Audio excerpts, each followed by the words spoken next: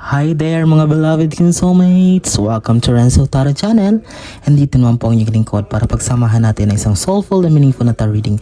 Dito lamang po sa inyong lagi nabangan, sinusubaybayan at pinakamalaking Renzo Tarot Channel. Mega shoutout po sa lahat nating soulmates sa buong Pilipinas at sa buong mundo na laging nakaabang at nanonood. Maraming salamat po sa inyo, lalong lalo na sa ating mga masisipag na OFWs, overseas Filipino workers. Maraming salamat po sa inyong nakakataba sa puso ng mga komento. Okay, sa ating mga returning viewers, new subscribers at mga hindi pa nakasubscribe, please do subscribe po. I-click ang notification bell at mag-comment po kayo kapag nakaresonate po kayo sa ating reading ngayon. Sige po, ating reading po ngayon isang bonus reading para sa ating mga nasa sign ng Aries. Okay, ulitin ko, Aries, para sa inyo to, bonus reading for Aries. Okay, kamusta kayo mga soulmates kong Aries? Kamusta kayo?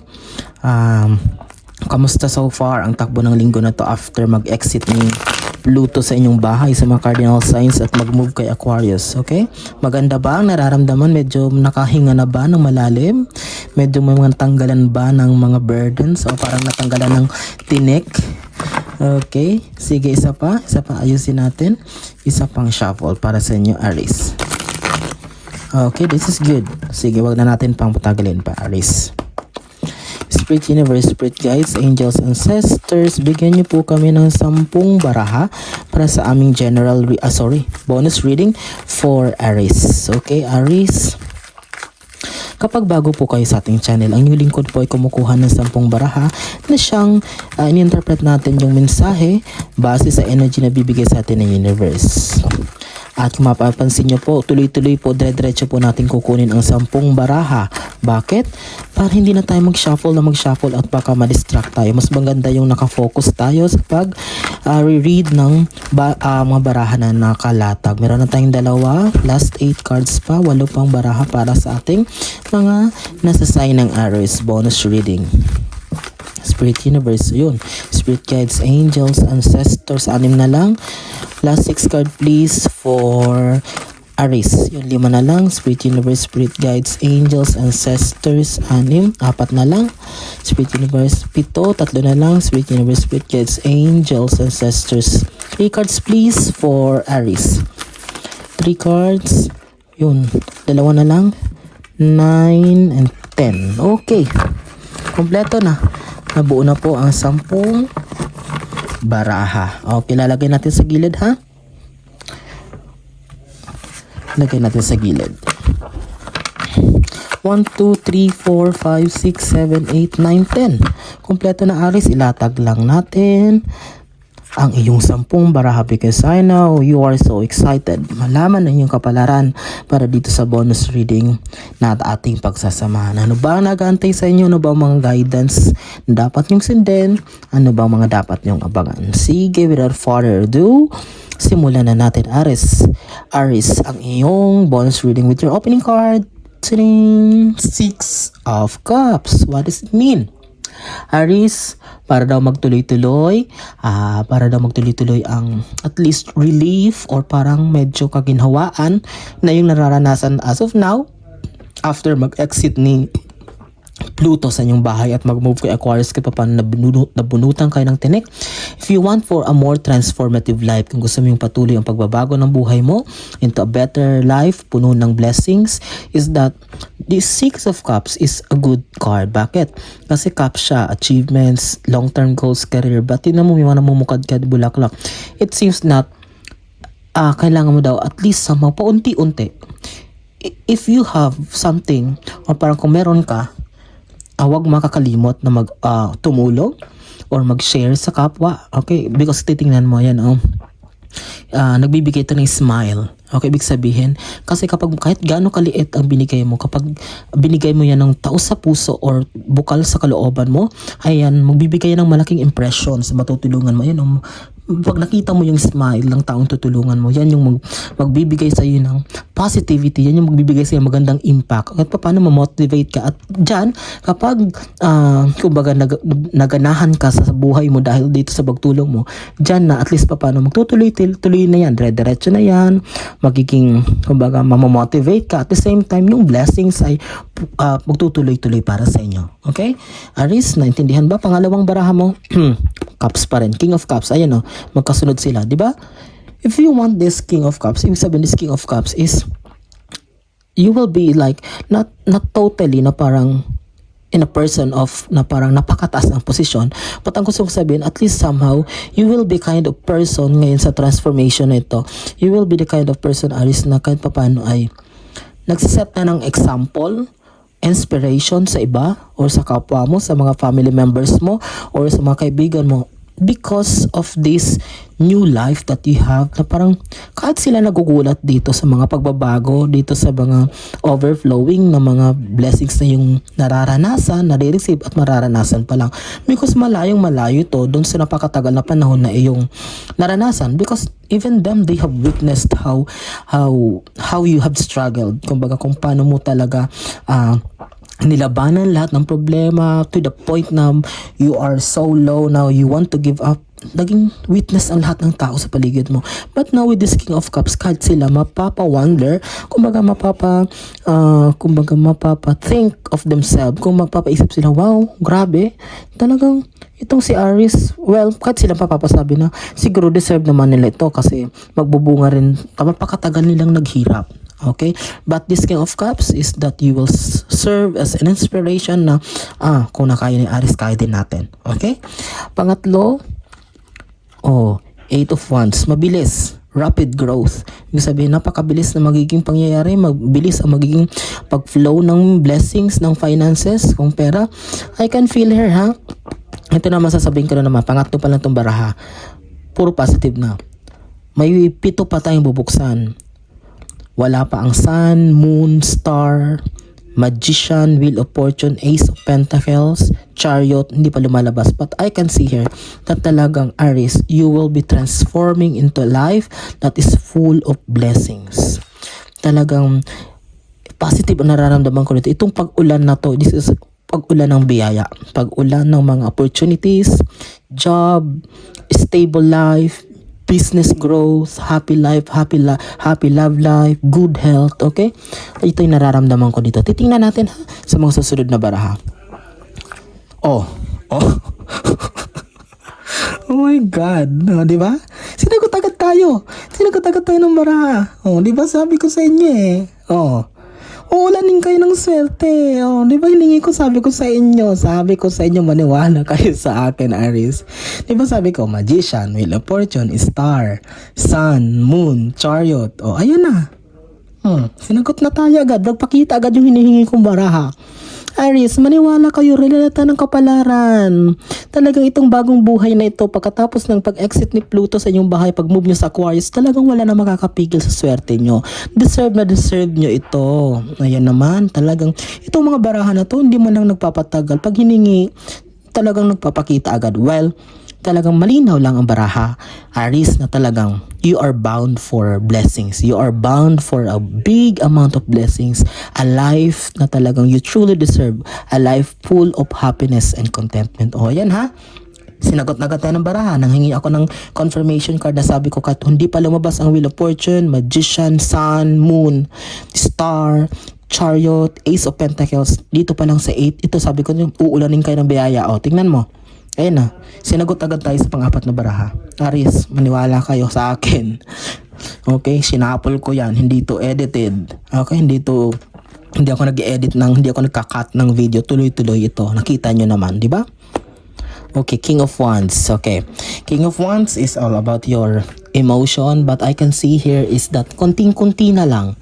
Kasi King of Cups. In terms of achievement, so far, maganda yung direction na patutunguhan mo. In terms of finances, maganda yung patutunguhan mo. But in terms of emotions, Aries, kailangan mo lang ng konting polishing, konting punas-punas pa. What does it mean? Konting ayos pa sa emotion. Siguro ngayon, naiilan pa rin sa inyo, Aries, na parang hindi pa rin consistent sa emotion. Parang, alam mo yun, parang ngayon, sobrang saya, bukas sobrang lungkot, nagde-decide, bugnutin pa rin, iritado pa rin, ha? Ayusin mo yun, ha? Okay? Kasi hindi maganda yung makakapekto yan dito sa dito sa journey mo in terms of transformation sa buhay mo. Okay, just a minor fixing sa mga emotions mo, sa mga mindset mo. Baka mamaya nagwo-worry ka pa, baka mamaya di ka pa rin nakakatulog sa kakaisip ng mga bagay-bagay. Naku, hayaan na yan, okay? Yan yung yan yung haharang, okay? Yan yung magpapagulo sa'yo lalo, okay? With this King of Wands, Aries, ayusin yan. But all in all, diba? Ayan ha, 5 pa lang na baraha, sinagot na tayo. Pang-6, Page of Cups, Bountiful Harvest. Tingnan mo, magkatapat sila doon ng 6 of Cups. Anong ibig sabihin ko dito? Ang unang baraha, sinabi ko sa inyo na dapat matuto kayong mag-share, diba? Why? Kasi kapag nag-share kayo, ayan aani kayo ng maraming achievement. Ayan hindi lang basta cups, hindi lang basta tagumpay, pero may laman siya na isda. Talagang ibig sabihin talagang it is a good harvest. Magbubunga lahat. Talagang magbubunga lahat ng pinaghirapan mo, magbubunga lahat ng sakripisyo mo. Okay, kailangan mo lang matutong ibahagi ito. Hindi naman pwedeng, yan yung sinasabi ko lagi sa mga kaibigan ko, hindi mo pwedeng puro receive lang tayo ng blessings. Okay? Kasi ang energy dito sa universe, kailangan, this is just an infinity. This is a give and take. Okay? Kung ano binigay sa'yo, binigay mo din sa kapwa mo. Okay, that's it. Hindi pwedeng puro ka pakabig kasi pag napuno yan, mag-overflow yan, pag may na-receive mo, balik mo din. Okay? That's the very simple rule. Kung gusto mong i-bless ka. Okay? Nako, napakasimple lang yan. Hindi niya alam bakit tinitok for granted niya yan. Pero napakasimple, napaka-effective niyang dahil yung gawain na yan, yung pag-give and take. Okay? Pang-7. 3 of Pentacles. Okay, pera siya. This is just a minor reminder, Aries. Baka merong iba sa inyo dyan na pumasok sa mga investment. May mga taong nag-offer sa inyo ng mga ganito, sosyo, or mangutang, or basta any kind of money transaction. Mag-iingat ha. This is just a minor reminder for you, Aries. Mag-iingat sa pera kasi madilim na kwarto ito, yung pag-uusap. Madilim, kailangan mag-usap sa hindi patago. Kung legit yan, kailangan hindi sa patago. Or kailangan, kung may mga red flags na, wag nang tumuloy. Kung sa feeling mo talaga ay parang feeling mo there's something wrong, ba't ka patutuloy? Aries, okay? Mag-iingat, lalong-lalo na napakatagal na panahon na wala kang in terms of finances, bagsak ka, lugmo ka, tapos ngayon ka palang muli bumabangon, tapos ngayon ibabagsak mo na naman ang sarili mo dahil dyan sa pera na yan. Please ha, makinig mabuti. Pang-8, happy family celebration. Diba, sabi ko sa inyo diba nakatapat siya dito sa 8 of Wands, mabilis ang growth, rapid growth, uulanin ka ng blessings. Ito, 10 of Cups is all about big celebration. Hindi lang ikaw magiging masaya, the whole members of the family, friends, the community, because makikita nila bakit sila mag-celebrate. Makikipag-celebrate sila sa'yo because you deserve this, Aries. After the long time, napakatagal na panahon na naghihirap kayo, napakatagal na panahon na bulugmok kayo sa buhay, na down kayo. That's why this new transformation na mararanasan nyo, pati sila, pati mga taong nagmamahal sa'yo, nagtitiwala sa'yo, nakakakilala sa'yo, ay magsa-celebrate din o magsasaya kasama ka. Okay? Pang-9, Ace of Wands, magkatapat ng Wheel of Fortune, new beginning, or talagang you will, kumbaga magtatanim ka ng panibagong punla ng buhay mo. This is a new you, ikaw ito, Aries, panibagong ikaw na malayo sa dati. Malayo sa ikaw, Aries, na puno dati ng negativities, pessimistic ang tao, irritable, parang mabagal ang lahat. Nakatapat siya sa Wheel of Fortune. Ibig sabihin, itong bagong buhay mo na itatanim or napapasukin ay talagang magbubunga ng napakalaking biyaya kasi magkatapat siya sa ruleta ng kapalaran. Kailangan mo itong tanggapin kasi deserve mo ito, and talagang ikaw to, Aries, talagang naka-destiny or nakatadhana ito para sa'yo. Okay? Then the last card, tatapusin natin ang iyong bonus reading, Aries, with your 10th and last card. Panapos na baraha. Oh my God! Ayan ang hinihingi natin, isa pa, Moon. Diba, Aries? Sabi ko sa inyo hindi tayo bibigay ng mga baraha. Binigyan tayo ng Wheel of Fortune, ngayon the Moon. Okay, ano pa ang hihingin niya, Aries? The Moon card, 10th and last card. Nagkatapat dun sa King of Wands. Sabi ko minor aayusin sa in terms of emotions. But this Moon is about closure, healing, revelation. Ibig sabihin, kailangan mo talagang tapusin na yung instability mo sa emotion kasi yan ang nakaka-apekto sa'yo. Yan yung nakakasagabal. Magiging malinaw ang lahat. Okay, masusundan mo lahat ng bibigay na signs, ng mga symbols ng universe para sa iyo, kung alin ba ang tamang gagawin, ano bang dapat ang dapat sundin. Okay, with this Moon card is all about di kasi emotion pag di ba pag moon this more emotion affect ang emotion natin, tama nga, magkatapat sila ng King of Wands, your emotions also. That's why you also need to be clear. Kailangan maging malinaw, ipapakita mo, talagang maging consistent ka, panindigan mo kung huwag kang gagawa ng desisyon base sa sobrang saya, sobrang lungkot or galit. Kailangan malinaw ang lahat, balancing lahat. After all, this is a very beautiful reading, Aries. Sinagot tayo ng baraha sa ating mga hinihingi na mga signs kung talagang ito kayo, but after all of this beautiful reading, talagang you are bound for greatness, you are bound for a life na puno ng biyaya, puno ng blessings, at wala na kayong hahanapin pa. Okay, Aries, that's it. And I'm sure talaga naging malinaw sa inyong reading natin ngayon. I am praying na marami nasa sign ng Aries sa makapanood dito. At sa mga hindi pa nakasubscribe, please subscribe po kayo. Ang iba sa inyo nanonood lang pero hindi nakasubscribe. Okay? Mas maganda po pag nakasubscribe para mas marami tayong ma-reach na audience and matulungan mabigyan ng soulful and meaningful letter reading. Maraming salamat sa inyong walang sawang tiwala, suporta, pagmamahal, panonood, pag-aabang sa ating mga videos. Hanggang sa susunod nating pagsasama, pinaka-common soulmates. Nasaan man kayo ngayon, naroroon, ano man ang ginagawa nyo, mag-iingat kayo lagi, and God bless us all.